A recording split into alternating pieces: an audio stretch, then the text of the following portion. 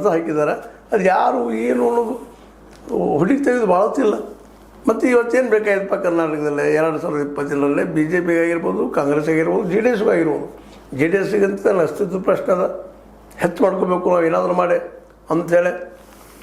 ಆದ್ರೆ ಈಗ ನಡೆದಂಥ ಎಲ್ಲ ಘಟನೆಗಳಿಂದ ಹೆಚ್ಚು ಆಗ್ತಾವ ಅನ್ನುವಂಥದ್ದು. ಜಿ ಟಿ ದೇವೇಗೌಡರಂತೆ ದೂರ ಸತ್ಸಂಗ ಹೋಗ್ಬಿಡ್ತಿದ್ದಾರೆ. ಇದರಿಂದ ಸ್ಪಷ್ಟ ಆಗ್ತಾ ಇದೆ.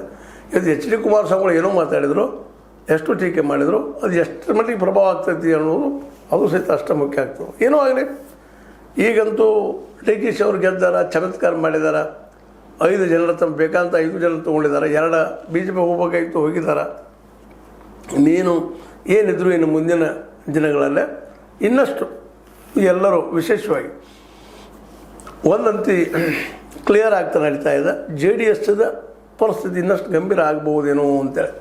ಬಿ ಜೆ ಪಿದು ಅಷ್ಟೇ ಕಷ್ಟದ ಕರ್ನಾಟಕದಲ್ಲಿ ಅದು ಊರ್ಜಿತ ಸ್ಥಿತಿಯನ್ನು ಪಡೆಯೋದು.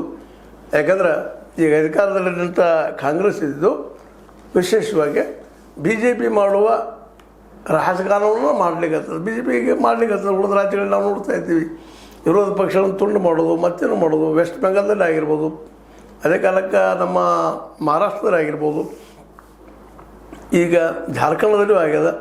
ಇವೆಲ್ಲನೂ ಗಮನಿಸಿದಾಗ ತುಂಡು ಮಾಡುವಂಥ ರಾಜಕಾರಣ ವಿಶೇಷವಾಗಿ ಬಿ ಜೆ ಪಿದಾದರೂ ಸಹಿತ ಈ ಸಂದರ್ಭದಲ್ಲಿ ಗಮನ ಹರಿಸ್ಬೇಕಾಗಿದೆ. ಏನಪ್ಪ ಅಂತಂದ್ರೆ ವಿಶೇಷವಾಗಿ ಈ ತಿಕ್ಕಾಟದಿಂದಾಗಿ ಬಿ ಜೆ ಪಿ ಮತ್ತು ಜೆ ಡಿ ಎಸ್ ಮಧ್ಯೆಲ್ಲ ಬೆರಕು ಬರ್ತದೆ ಅನ್ನೋದು ಒಂದು ಸಂಕೇತ ಕಂಡು ಬರ್ತಾಯಿದೆ. ಯಾಕಂದ್ರೆ ನಮಗೆ ಬಿ ಜೆ ಪಿಯಿಂದ ಏನು ಲಾಭ ಆಗಲಿಲ್ಲ ಅನ್ನೋಂಥ ಅಸಮಾಧಾನಗಳು ಇವತ್ತು ಮೂಡಿದ.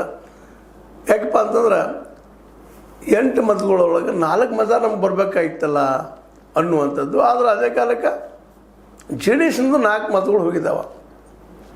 ಯಾಕೆ ಅವು ಬರಲಿಲ್ಲ ಅನ್ನೋಂಥ ಒಂದು ಪ್ರಶ್ನೆ ಮತ್ತೆ ಮೂಡ್ತದೆ.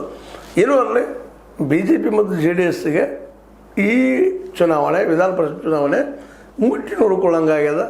ಇದರಿಂದಾಗಿ ಸಹಜವಾಗಿ